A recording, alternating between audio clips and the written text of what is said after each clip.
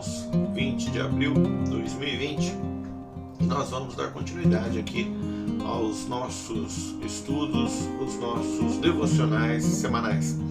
Toda segunda-feira, toda quinta-feira, às 20 horas, nós temos aqui um encontro marcado para estudarmos a palavra do Senhor. Nós estamos estudando Gálatas 5:22, o fruto do Espírito Santo. Mas antes eu gostaria de deixar alguns avisos para vocês. Primeiro aviso, hoje é o quinto estudo, o quinto vídeo que nós estamos gravando para os irmãos. Então, já tem 4. Esses 4 vídeos, até hoje, eles estavam no YouTube, no meu canal do YouTube, mas estavam em caráter privado. E agora, hoje, no dia de hoje, eu abri esses vídeos para que eles possam todos terem acesso. Então agora eles estão públicos. Então você pode, vendo esse vídeo, assista o vídeo de hoje, mas volte e assista os 4 primeiros vídeos. Eu não vou fazer igual os youtubers, porque não é esse o meu interesse. Então você não precisa ir lá dar like, você não precisa apertar sininho nenhum, você não precisa sequer se inscrever no meu canal. Aliás, o canal é Pastor Cantoca. Não precisa se inscrever, não precisa fazer nada disso. É dever meu, é obrigação minha, como pregador, fui chamado para isso, para pregar o Evangelho, para ensinar a palavra de Deus. É obrigação minha tornar pública a palavra de Deus. Portanto, essa palavra não me pertence. Eu não tenho que ganhar com ela, eu não tenho que lucrar com ela, eu não tenho que fazer o nome com ela, eu não tenho que conseguir vantagem alguma com ela, que não seja cumprir a minha obrigação, cumprir o meu chamado. Então, eu estou colocando como público para que você tenha acesso, não para que eu tenha like. Por favor, compreenda isso corretamente, né? Esse é meu dever. Então hoje nós daremos continuidade às características do fruto do Espírito Santo. E quero começar com você então lendo esse texto mais uma vez. Gálatas 5, versículo 22. Mas o fruto do Espírito é amor, gozo, paz, longanimidade, benignidade, bondade, fé, mansidão, temperança. E leio 23 também. Contra estas coisas não há lei. Nós já falamos que o Espírito Santo gera em cada cristão no momento em que ele passa a habitar esse cristão. Ou seja, quando nós fomos convertidos pelo Senhor Jesus Cristo, nós reconhecemos que éramos pecadores, nós reconhecemos salvação em Cristo Jesus, a única salvação providenciada por Deus para nós, seres humanos.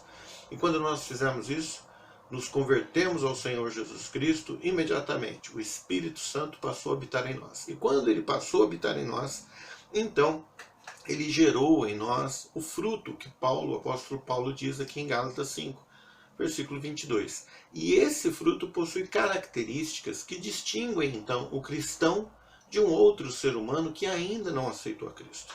Então veja, é algo que o Espírito Santo produz em nós, e essas características que nós temos então a obrigação, ou seja, não é porque ele gerou em nós e está tudo bem, acabou, vamos parar por aí. Não, ele gerou em nós e nós temos agora a obrigação de exercitá-las.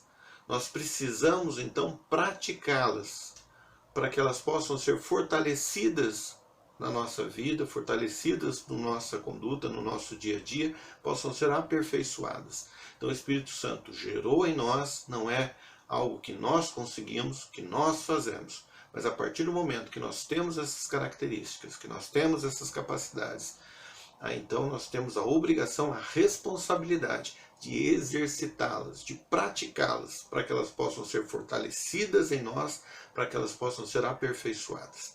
Nós já tratamos do amor, você pode voltar lá, como eu disse, e ver no primeiro vídeo, no vídeo número 1 que nós gravamos, está lá no meu canal. Você pode ver também o segundo, que é a alegria, e ele está no segundo vídeo, e assim por diante. A paz, terceiro vídeo, e a longanimidade no quarto vídeo. O amor é quase que um sinônimo de obediência, nós explicamos muito bem lá o que quer dizer isso. A alegria é uma alegria que não é alegria como o mundo vê. É uma alegria que é independente de qualquer circunstância de nossas vidas. Circunstâncias de nossas vidas, que eu digo nossas vidas terrenas, circunstâncias cotidianas, do dia a dia, material, terreno nosso. Não, é uma alegria que está acima disso daí. A paz também é uma paz sobrenatural, gerada por Deus, e essa paz também é fruto, ou essa paz é resultado da reconciliação nossa com Deus, porque nós éramos inimigos de Deus. Está lá no vídeo 3. E a longanimidade, só para nós lembrarmos, é aquele resistir com paciência diante do sofrimento, diante da pressão. Bom, já vimos amor, vimos alegria, paz, longanimidade. Hoje nós veremos a benignidade. Mas junto com a benignidade nós veremos a bondade. Então hoje nós trataremos de duas características e não apenas uma. Até porque essas características acabam muitas vezes gerando confusão. E quem lê acha que é um sinônimo, que é algo parecido. E é natural. Isso ocorre e ocorre com razão. Por que ocorre com razão? Porque até os nossos dicionários da língua portuguesa muitas vezes tratam essas palavras com significados semelhantes, quase sinônimos.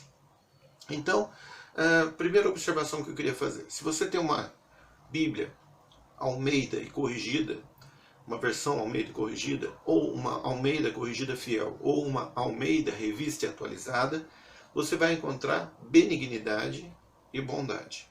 Se você tiver uma Bíblia na versão nova, versão internacional, NVI, você vai encontrar amabilidade e bondade. Já se você tiver uma paráfrase, que é a Bíblia Nova Tradução na linguagem de hoje, você vai encontrar delicadeza e bondade. Se você procurar uma outra, que é a Viva, você vai encontrar bondade e retidão. Eu creio que de todas elas, eu fico sempre com aquelas que são mais literais. Então eu gosto da versão Almeida corrigida fiel, depois da revista atualizada, e a NVI, se você quiser, se você quiser uma língua mais fácil da língua portuguesa, né? Se você tiver uma dificuldade com relação à língua portuguesa, um linguajar um pouco mais rebuscado, né? Um pouco mais erudito, então parta para a NVI, que também é uma boa versão. As demais, temos duas paráfrases aqui, e versões hoje você está encontrando de tudo, e eu tenho um pouco de receio com relação a isso. Então eu prefiro ficar com aquelas que já ao longo da história produziram seus resultados, e resultados que nós podemos confirmar que são benéficos, né, ao longo da história da igreja. Bom, tendo dito isso, a gente vê então que essas palavras elas são bem parecidas e geram confusão. Bondade, benignidade, bondade, amabilidade, bondade e delicadeza. Delicadeza, a nova tradução da linguagem de hoje foi meio forçada, né? Eu acho que aí ela saiu um pouco demais, né, do que o original diz. Mas vamos lá. Tendo dito dessa confusão, então a língua portuguesa, para nós, se nós formos buscar na língua portuguesa, a gente vai ter uma certa dificuldade e vai achar que Paulo, quando ele escreveu então as características do fruto do Espírito, ele fala da benignidade e da bondade como se fosse um sinônimo, tratando as duas como se fosse um sinônimo. Não vai nos ajudar muito. Se a gente pegar no grego, essa palavra também, as duas palavras são duas palavras diferentes, mas que também têm a sua semelhança. Então, qual é o meu desafio hoje? O meu desafio é justamente mostrar para você, de forma sucinta e clara, a diferença que o apóstolo Paulo coloca no texto com relação a essas duas palavras. Eu não quero aqui gastar tempo dando aula para você de grego. Não é essa a minha ideia, né? Não quero ficar falando de gramática grega para você aqui. E talvez, e certamente nem é o teu interesse também ficar ouvindo isso, né? A função aqui é esclarecer o que Deus, por meio de Paulo, quis dizer que você tem como característica do fruto do Espírito Santo na sua vida. Essa é a minha ideia. Então vamos lá. Se a língua portuguesa não nos ajuda muito nesse caso, e a língua original grega, no grego koine, também ajuda pouco, nós vamos para a própria Bíblia. E na Bíblia nós vamos buscar então essa palavra ou essas palavras sendo utilizadas em outros textos, e por lá, através do seu contexto, nós podemos compreender melhor o que elas querem dizer, né? Então vamos lá. Primeiro, a benignidade, uma primeira palavra dessas duas, que é a palavra Christotes, ela vem com um sentido da sua língua original de útil, utilidade. Então veja que essa palavra, ela fala daquilo que é bom, mas ela está enfocando a ação daquilo que é bom. Então é alguém cuja bondade é demonstrada numa ação prática, em algo que ela faz. É quem faz o bem porque é bom. Então eu encontro, né, em nossa língua, uma palavra melhor do que a palavra benignidade. Porque existe sim na nossa língua portuguesa, e por isso que eu creio que nós devemos estudar a língua portuguesa e ter um vocabulário rico, porque a nossa língua favorece isso. A nossa língua dá capacidade, dá condições para nós de sermos precisos naquilo que nós queremos dizer. E o grego também é assim, ele é preciso naquilo que ele quer dizer. E quando nós olhamos então para a nossa língua portuguesa, mais do que benignidade, eu creio que essa palavra, que lá no grego tem a intenção de algo útil, de se fazer algo útil, a nossa língua traz a palavra solicitude. Talvez não faça, você não tenha muita familiaridade com essa palavra, mas é uma palavra bem precisa e eu creio muito mais correta do que a benignidade. Veja o que o dicionário Michaelis nos fala. Primeiro, solicitude. Primeiro, significado que nos interessa na questão aqui solicitude é boa vontade e interesse em atender do melhor modo possível, empenho. Outro significado, consideração ou zelo ao prestar assistência a alguém. Outro significado, grande cuidado ou preocupação dedicado a alguém. Veja que a solicitude, então, é aquela pessoa que, movida pela sua bondade, que é outra coisa que nós vamos tratar daqui a pouco, movida por sua bondade, ela então tem o interesse, a disposição de atender o outro da melhor forma possível. Ele quer prestar uma assistência, favorecer o outro da melhor forma possível, com boa vontade. Isso é solicitude. Então, esse texto de Paulo, o que ele está nos dizendo é que nós cristãos devemos ser o quê? Solícitos. Pessoas dispostas, interessadas em auxiliar, em ajudar, em fazer o bem, em favorecer o outro.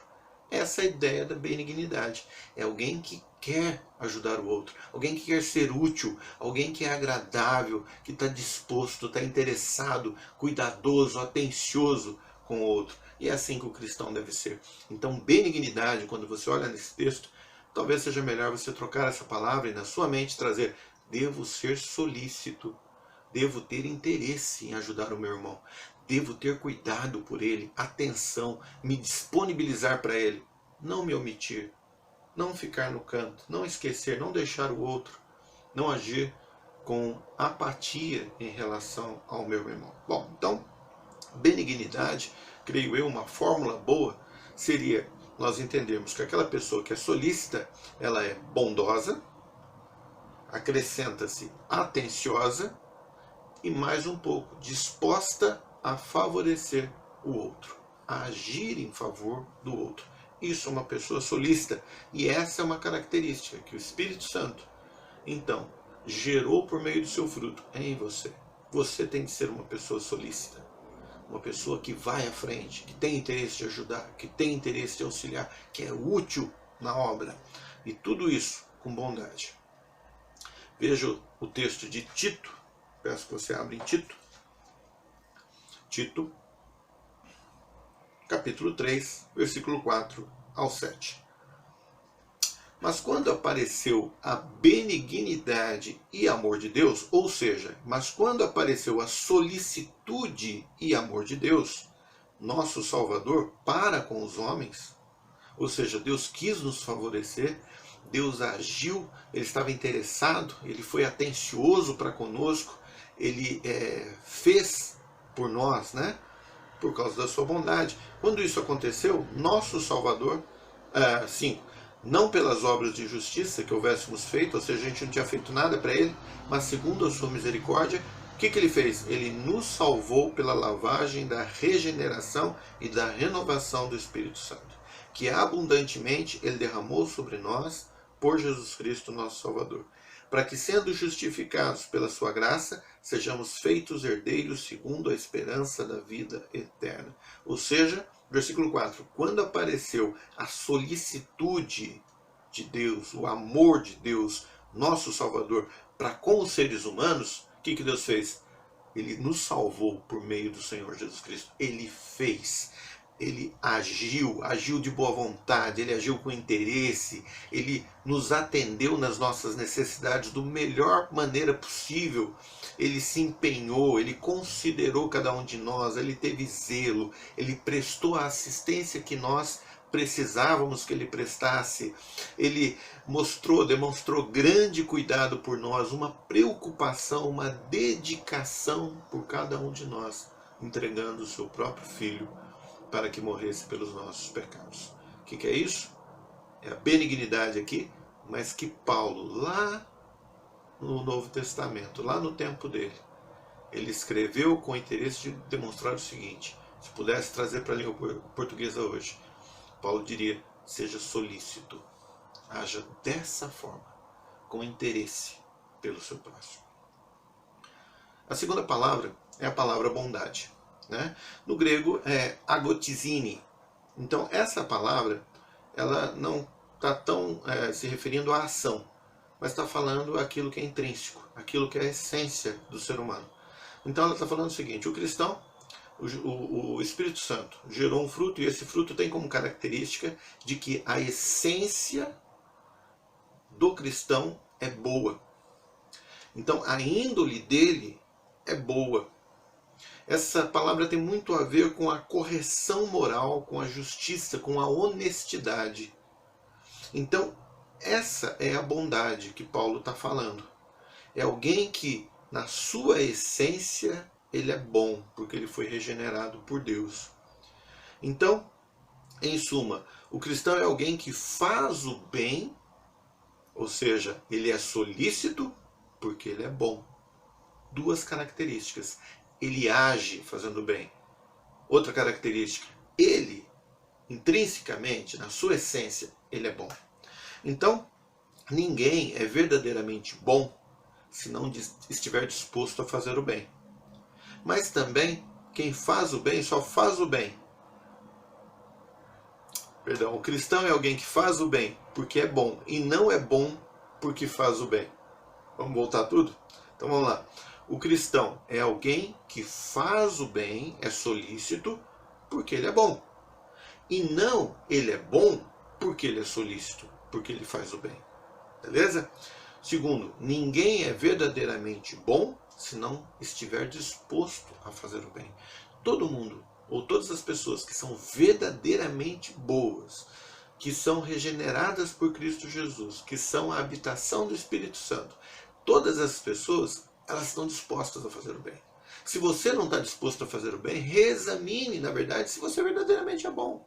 Se você verdadeiramente aceitou a Cristo como Senhor e Salvador, se o Espírito Santo habita em você. Porque se isso ocorrer um dia, você quer fazer o bem. Você está disposto, interessado no outro, em fazer o bem. O que Paulo está dizendo é o seguinte: cristão, você tem que ser solícito, você tem que fazer o bem, mas fazer o bem porque você é bom e não com os outros interesses. Então, meu irmão, faça o bem.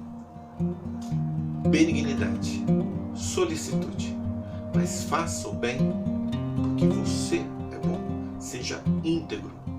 Faça o bem porque você é honesto. Faça o bem porque você é justo. Faça o bem porque você é generoso. Faça o bem porque você reconhece o que Deus fez por você. Faça o bem porque você é correto moralmente. Faça o bem porque você é bom. Benignidade e bondade. Deus os abençoe. Até o próximo vídeo. Quinta-feira nós estamos juntos às 20 horas. Não esqueça, volta lá no canal, dá uma passadinha lá, assiste o vídeo 1, 2, 3 e 4. Amor, alegria, paz, longanimidade. E aqui nós vimos benignidade e bondade. Boa noite, Deus abençoe.